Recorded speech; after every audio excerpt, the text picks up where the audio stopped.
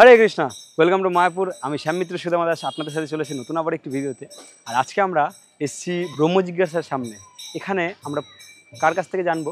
Doctor নন্দকৃষ্ণ প্রভুর কাছ থেকে জানবো যে ব্রহ্ম জিজ্ঞাসাটা কী এবং এখানে কি হচ্ছে আসলে বিষয়টা। তো চলুন বেশি দেরি না করে পুরো ভিডিওটি দেখা যাক। হরে কৃষ্ণ প্রভু। প্রভু, আপনার এখানে এই যে আমরা আছি, এখানে ব্রহ্ম জিজ্ঞাসা আছে, তো ব্রহ্ম জিজ্ঞাসাটা কী প্রভু? দেখুন, আজ থেকে প্রায় 25 বছর আগে এই মায়াপুরের এখানে গাছের কদম গাছ ছিল, তাই লোকেরা এসে বসতো, অনেকে ঘুরে যেত। ইস্কন মানে জানতো না, ইস্কনে প্রভুপাদকে জানতো না, প্রভুপাদের। তাই ইস্কন এই ব্রহ্ম জিজ্ঞাসা হলো, তারা জিজ্ঞাসা করবে ভগবত সম্বন্ধীয় প্রশ্নকে, এই জন্যই ব্রহ্ম জিজ্ঞাসা বলা হয়। মানুষের প্রকৃত জীবন শুরু হয় ব্রহ্ম জিজ্ঞাসার থেকে। আচ্ছা, তো এই ব্রহ্ম জিজ্ঞাসা মানুষ কেন এর সম্পর্কে আরো জানবে, কেন এটা মানুষের পক্ষে জানা আরো যেহেতু প্রত্যেকেই আমরা সাংসারিক জীব, বাইরের লোক, হাজার হাজার লোক মায়াপুরে আসে, অনেকেই এই জীবন সম্বন্ধে সরাসরি তারা অবগত থাকে না।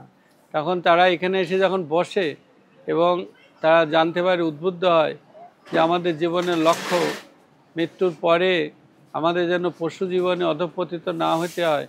তাই এক ব্রহ্ম ভগবান সম্বন্ধে যখন কেউ জিজ্ঞাসা করে, তখনই প্রকৃত জীবন শুরু হয়।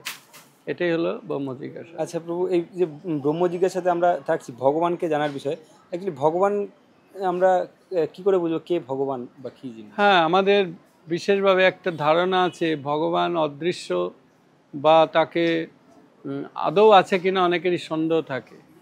তাই আমরা যখন বৈদিক সাহিত্য, বিশেষভাবে শ্রীমদ্ ভাগবতম, ভগবদ গীতা, অন্যান্য শাস্ত্র পড়াশোনা করি, কেউ যখন জানতে পারে যে বিনা পরিচালনায় এসব চলছে না, তখন জীবনের প্রত্যেকটা যে 84 লক্ষ জীবনে আমরা মনুষ্য জীবনে আছি, এই মনুষ্য জীবন অনেক উন্নত।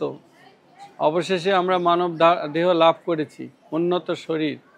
তাই আবার যাতে আমরা পশু জীবনে ফিরে না যাই, সেই জন্য একটা সুযোগ ভগবান দিয়েছে। তাই অনেকেরই এই সম্বন্ধে কোনো অজ্ঞতা ছিল, এখানে এসে বসে আলোচনার মাধ্যমে তারা জানতে পারে যে আমাদের ভালোর জন্যই এই সমস্ত প্রশ্ন আমাদের হৃদয়ে যখন জাগরিত হয়, তখন যেন আমরা সতর্ক হই, যাতে আমরা এমন কাজ না করি যে পশু জীবনে আমাদের নিচে নেমে যেতে না হয়। সুতরাং 84 লক্ষ জনি আছে আমরা শুনি, কিন্তু 84 লক্ষ জনিটা যে কী জিনিস, যে 9 লক্ষ জলচর, 20 লক্ষ উদ্ভিদ, 11 লক্ষ কৃমিকীট, 10 লক্ষ পাখি, 30 লক্ষ পশু, 80 লক্ষ অতিক্রম করেছি আমরা। তাই একবার এই মানব জীবন পেয়েছি, তাও দুর্লভ। সেই জীবনটা যে অনেকেই সদ্ব্যবহার সম্বন্ধে জানে না, অজ্ঞ হয়ে আছে। তাই এখানে এসে তারা উদ্বুদ্ধ হয়।